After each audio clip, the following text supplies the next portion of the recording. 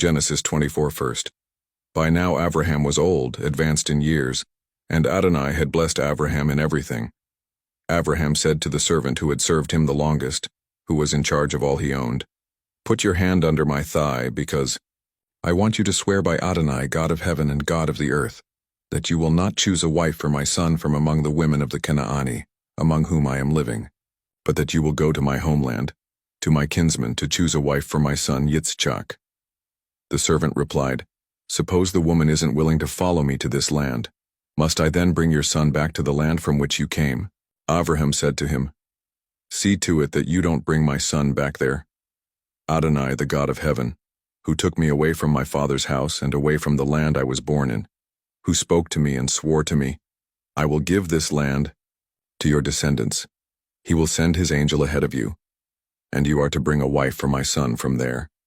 But if the woman is unwilling to follow you, then you are released from your obligation under my oath. Just don't bring my son back there." The servant put his hand under the thigh of Abraham his master, and swore to him concerning the matter. Then the servant took 10 of his master's camels and all kinds of gifts from his master, got up and went to Aram Naharayim, to Nachor's city. Toward evening, when the women go out to draw water, he had the camels kneel down outside the city by the well. He said, "Adonai, God of my master Abraham, please let me succeed today, and show your grace to my master Abraham. Here I am, standing by the spring. As the daughters of the townsfolk come out to draw water, I will say to one of the girls, 'Please lower your jug so that I can drink.' If she answers, 'Yes, drink, and I will water your camels as well,' then let her be the one you intend for your servant Yitzchak. This is how I will know that you have shown grace to my master." Before he had finished speaking, Rivkah, the daughter of Bethuel, son of Milcah, the wife of Nachor, Abraham's brother, came out with her jug on her shoulder. The girl was very beautiful, a virgin, never having had sexual relations with any man. She went down to the spring, filled her jug, and came up. The servant ran to meet her and said, "Please give me a sip of water from your jug to drink." "Drink, my lord," she replied, and immediately lowered her jug onto her arm and let him drink.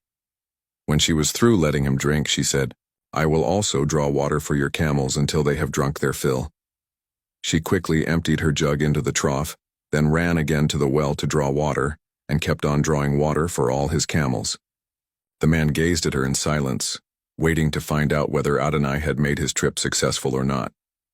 When the camels were done drinking, the man took a gold nose ring weighing 1/5 of an ounce and 2 gold bracelets weighing 4 ounces, and asked, "Whose daughter are you? Tell me, please. Is there room in your father's house for us to spend the night?" She answered, "I am the daughter of Bethuel, the son Milcah bore to Nachor," adding, "We have plenty of straw and fodder, and room for staying overnight." The man bowed his head and prostrated himself before Adonai.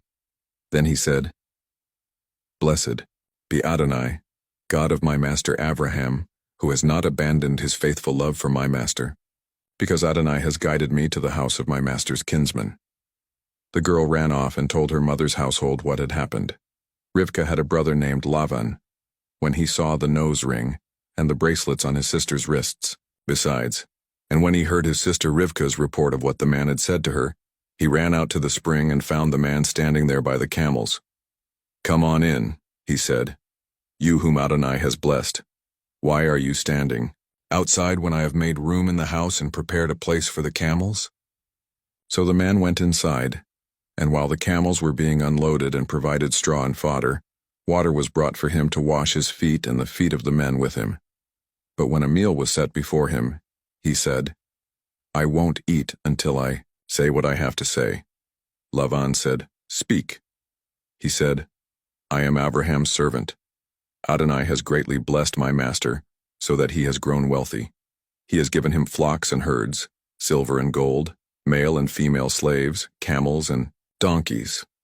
Sarah, my master's wife, bore my master a son when she was old, and he has given him everything he has.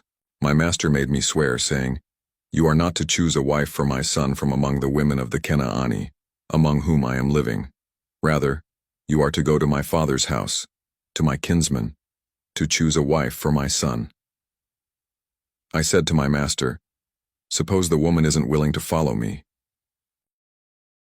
Abraham answered me, "Adonai, in whose presence I live, will send his angel with you to make your trip successful, and you are to pick a wife for my son from my kinsman in my father's house.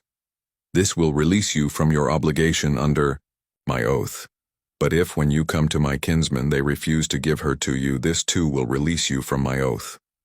So today I came to the spring and said, "Adonai, God of my master Abraham, if you are causing my trip to succeed in its purpose, then here I am standing by the spring. I will say to one of the girls coming out to draw water, 'Let me have a sip of water from your jug.' If she answers, 'Yes, drink, and I will water your camels as well,' then let her be the woman you intend for my master's son." And even before I had finished speaking to my heart, there came Rebekah, going out with her jug on her shoulder. She went down to the spring and drew water. When I said to her, "Please let me have a drink," she immediately lowered the jug from her shoulder and said, "Drink, and I will water your camels as well." So I drank, and she had the camels drink too. I asked her, "Whose daughter are you?" And she answered, "The daughter of Bethuel son of Nachor, whom Milcah bore to him." Then I put the ring on her nose and the bracelets on her wrists, bowed my head, prostrated myself before Adonai, and blessed Adonai, God of my master, Abram, for having led me in the right way to obtain my master's brother's granddaughter for his son. So now if you people intend to show grace and truth to my master, tell me. But if not, tell me so that I can turn elsewhere." Lavan and Bethuel replied, "Since this comes from Adonai, we can't say anything to you either bad or good. Rivkah is here in front of you. Take her and go. Let her be your master's son's wife, as Adonai has said." When Abraham's servant heard what they said, he prostrated himself on the ground to Adonai. Then the servant brought out silver and gold jewelry, together with clothing, and gave them to Rivkah. He also gave valuable gifts to her brother and mother. He and his men then ate and drank and stayed the night. In the morning they got up, and he said, "Send me off to my master." Her brother and mother said, "Let the girl stay with us a few days, at least 10. After that, she will go." He answered them, "Don't delay me, since Adonai has made my trip successful, but let me go back to my master." They said, "We will call the girl and see what she says." They called Rivkah and asked her, "Will you go with this man?" And she replied, "I will." So they sent their sister Rivkah away, with her nurse, Abraham's servant, and his men. They blessed Rivkah with these words, "Our sister, may you be the mother of millions, and may your descendants possess the cities of those who hate them." Then Rivkah and her maids mounted the camels and followed the man. So the servant took Rivkah and went on his way. Meanwhile, Yitzchak, one evening after coming along the road from Beer Lachairoi, he was living in the Negev, went out walking in the field, and as he looked up he saw camels approaching. Rivkah too looked up, and when she saw Yitzchak, she quickly dismounted the camel. She said to the servant, "Who is this man walking in the field to meet us?" When the servant replied, "It's my master," she took her veil and covered herself. The servant told Yitzchak everything he had done. Then Yitzchak brought her into his mother Sarah's tent and took Rivkah, and she became his wife, and he loved her. Thus was Yitzchak comforted for the loss of his mother,